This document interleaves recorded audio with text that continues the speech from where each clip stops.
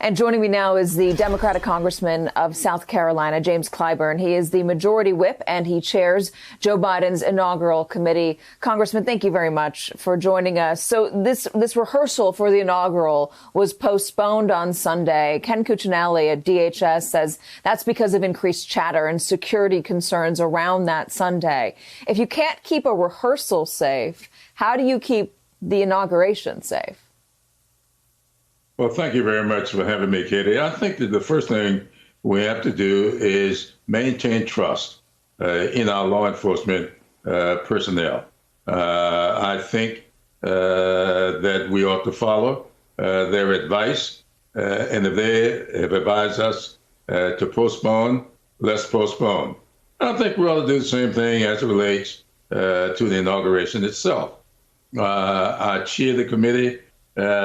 Basically, I just chair Zoom meetings, but it's being staffed by a very competent group of people, and they are interacting regularly with the law enforcement people and other Homeland Security personnel. And if they tell us to act or not act, I think we will.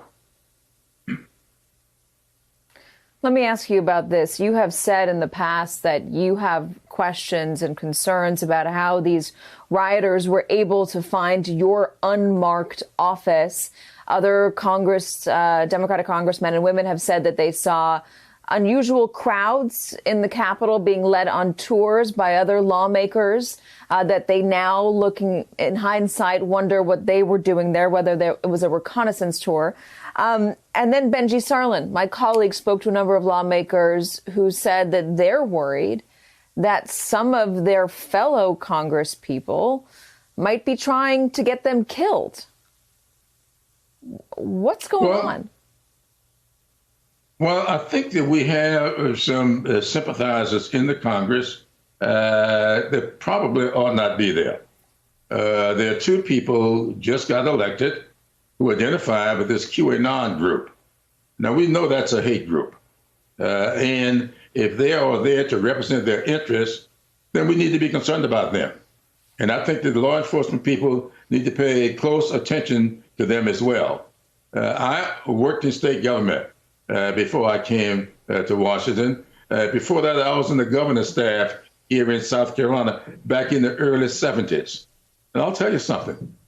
We knew as much, if not more, about the Ku Klux Klan as they did about themselves, because we put in place mechanisms in order to make sure that we stayed on top of them and we knew exactly what they were thinking about doing before they ever decided to act upon it. That same thing can be done today. We have got to get serious about the fact that we in this country have a problem with domestic terrorism. Domestic terrorism. We have never made that admission.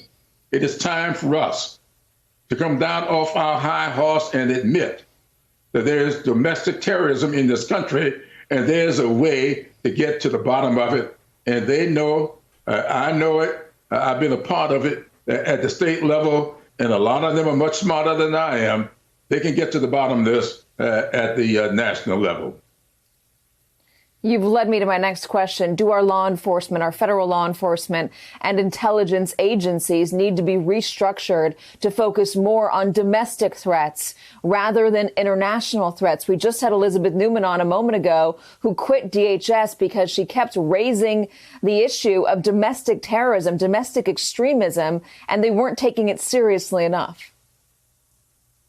I just listened to her, and she is spot on. And I think that in addition to that, and let me thank Speaker Pelosi for bringing in General Honoré.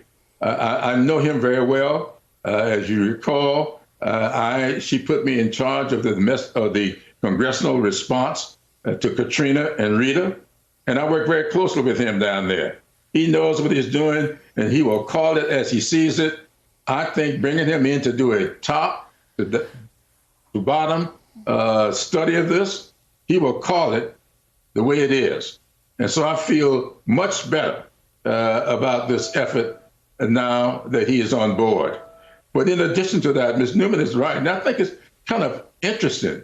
Why would you have to beg people to tell the truth? I don't understand that. Yeah. My Republican colleagues have a responsibility to this country's stability to tell the truth. Stop lying about this election. They know full well this election was not stolen. They know full well that this was one of their own was in charge, and he has said it was the most secure election in the history of the country. And I feel that, having been subjected to bad elections in the past, this was not one of them. And so I think that they are incumbent from their duties, from their offices they hold, to use their soapbox to tell people the truth and stop this lying. I don't know what the benefit is. This is Martin Luther King Jr. weekend's birthday. This is the weekend that we celebrate his birthday. And Martin Luther King Jr. told us in his letter from the Birmingham City Jail that he was coming to the conclusion that the people of ill will in our society make a much better use of time than the people of goodwill. And it's time for the people of goodwill to stop being complicit, stop being silent.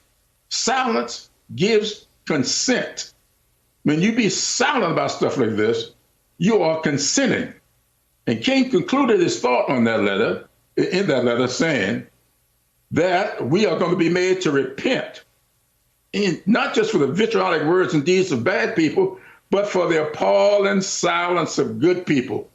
I plead to the good people in the Republican Party, to the good people in this country, break your silence. Don't let this country come apart based upon a lie. And that's what is happening. Tell the truth. Congressman Jim Clyburn, thank you very much for joining us. We appreciate your time, sir. Hey, thanks for watching our YouTube channel. You should know that you can follow today's top stories and breaking news and catch up on your favorite MSNBC shows all in one place. Download the NBC News app today.